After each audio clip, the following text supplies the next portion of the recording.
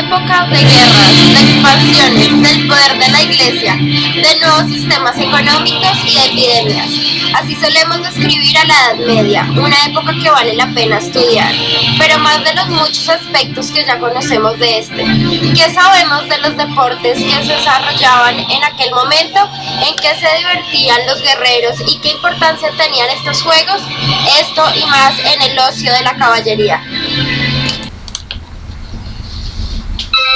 En el medievo no se practicaban deportes como tal. Los torneos y las juntas caballerescas eran una manifestación lúdica incorporada a la manera de ser guerreros. Alfonso X, el Sabio, tuvo entre sus principales objetivos enseñar a sus súbditos a llenar el ocio con actividades normalmente deportivas pero no denominadas como tal. En la actualidad serían llamadas de esta manera ya que cumplen con las características para hacerlo. Si bien en un principio los desenlaces de dichos juegos eran absolutamente trágicos como la muerte o daños de por vida, luego se fueron creando armas corteses sin filo ni punta y se desarrollaron reglas para cada actividad.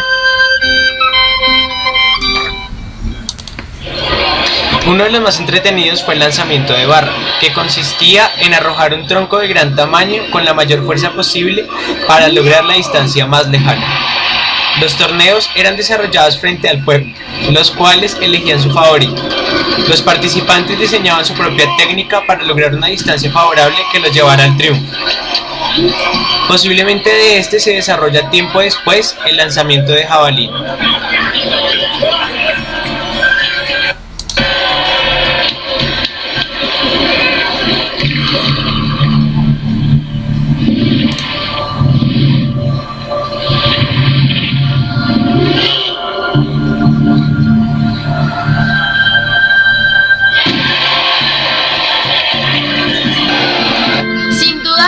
La caballería es el deporte más conocido de aquel momento. Los niños medievales aprendían este arte.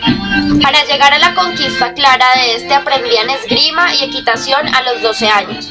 Cuando tenían 15 años acompañaban a los caballeros a cacerías y desde esta edad eran nombrados caballeros.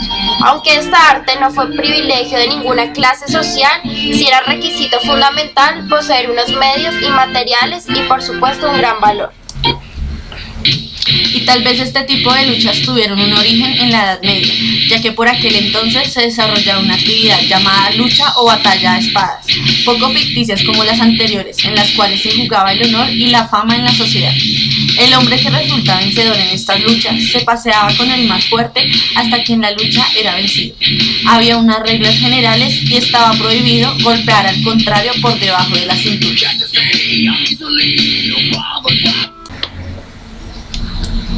Como vemos, la Edad Media se distinguió por sus deportes de competitividad, en el cual más que diversión entre caballeros o simple ejercicio físico, se jugaba el honor y el reconocimiento social. Algunos de ellos han evolucionado hasta llegar a deportes que hoy son comunes para nosotros, como el lanzamiento de jabalina,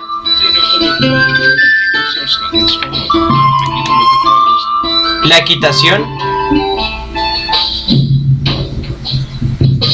la lucha libre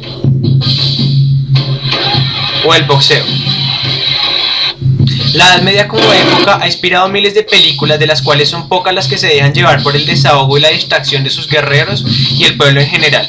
Sin duda alguna, un legado que estudiar, un legado del cual aprender.